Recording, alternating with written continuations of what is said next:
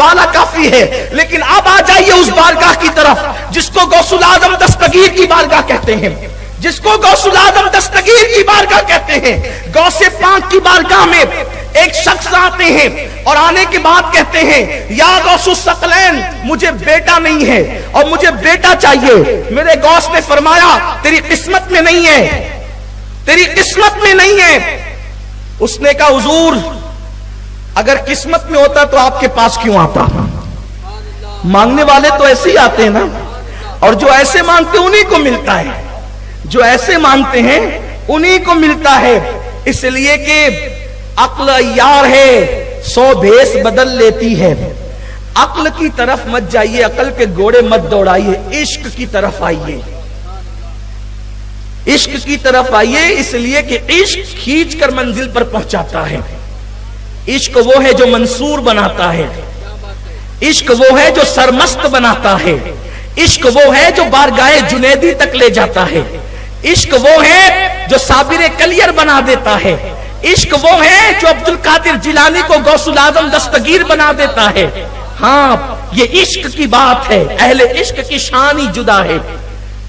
عشق وہاں لے جاتا ہے جہاں پر بڑے بڑوں کے بازو تھک جاتے ہیں۔ اللہ اکبر۔ تو آنے والے نے کہا اگر قسمت میں ہوتا تو آپ کے پاس کیوں آتا، تقدیر میں ہوتا تو یوں ہی مل جاتا، اور اولیاء اللہ تقدیر پڑھتے ہیں۔ آنے والا کہتا ہے غوث العظم دستگیر سے سرکار قسمت میں ہوتا تو آپ کے پاس کیوں آتا؟ غوث پاک نے کہا اچھا ٹھیک ہے، میری پشت میں ایک بچہ ہے، میں چاہتا ہوں کہ وہ تجھے دے دوں، دعا کرتا ہوں اللہ وہ تجھے دے دے، بیٹا میرا ہوگا اور تیرے صلب سے پیدا ہوگا۔ ٹھیک ہے میں نے تجھے دیا، لے جا۔ دعا کر دی اللہ جو میرے حصے کا اس کو دے دے۔ پھر وہ بچہ پیدا ہوا، اسی کو دنیا شیخ محی الدین ابن عربی کہتی ہے۔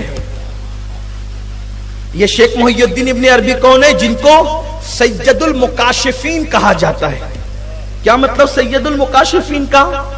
یہ سید المکاشفین کا مطلب یہ ہے کہ جن لوگوں کو کشف ہوتا تھا، کشف ہوتا، تو اہل کشف کے سردار کا نام ہے شیخ محی الدین ابن عربی۔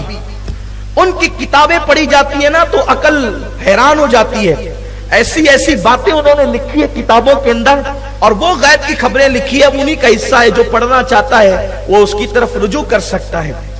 تو میرے پیارے آقا علیہ السلام کے پیارے دیوان، وہ سید المکاشفین شیخ محی الدین ابن عربی یعنی غوث العظم دستگیر کی مانوی اولاد، وہ فرماتے ہیں، اب سنیے، وہ فرماتے ہیں کہ میں حج کے لیے گیا اور میں کعبے کا طواف کر رہا تھا۔ کون؟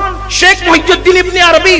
یہ غوث العظم کے دور کے ہیں۔ غوث پاک کی بارگاہ میں ان کے والد آئے تھے بیٹا مانگنے کے لیے، غوث پاک کی دعا سے پیدا ہوئے، غوث پاک نے ان کو مانوی اولاد کہا۔ خود اتنے بڑے مرتبے پر فائز ہے کہ صوفیہ کے سردار کہے جاتے اپنے دور کے اندر۔ وہ فرماتے میں حج کے لیے گیا، اور جب حج کے لیے گیا کعبے کا طواف کر رہا تھا، بھیڑ بہت تھی، اسی بھیڑ کے اندر میں نے دیکھا ایک بندہ کعبے کا طواف کرتے ہوئے آیا، اور لوگ ہٹتے جاتے تھے اور وہ آگے بڑھتا جاتا تھا، لوگ ہٹتے جاتے تھے وہ آگے بڑھتا جاتا تھا اور آسانی سے طواف کرتا جاتا تھا۔ میں نے سوچا اس کے اندر جسم ہے کہ نہیں کہ یہ روح ہی طواف کر رہی ہے۔ جب طواف مکمل ہوا تو میں نے اس کو سلام کیا، اس نے کہا وعلیکم السلام یا محی الدین ابن عربی۔ اس وقت میں نے پوچھا حضرت آپ جانتے ہیں اس دور کا غوث کون ہے؟ کیونکہ ہر دور میں غوث ہوتا ہے، یاد رکھنا ہر دور میں ولیوں کا سردار غوث ہوتا ہے، لیکن غوث العظم اب کوئی نہیں ہو سکتا،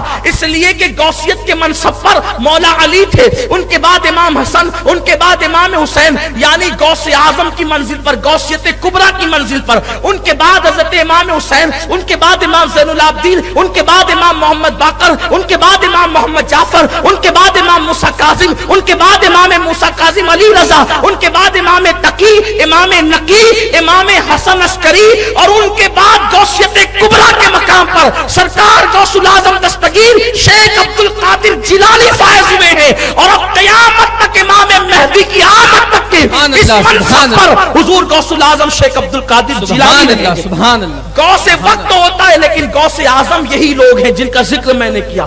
اب غوث اعظم کوئی نہیں ہو سکتا، امام مہدی تک، امام مہدی کی آمد ہوگی، وہ غوثیت کبریٰ کے مقام پہ فائز ہوں گے، یہ صوفیہ کا نظریہ ہے۔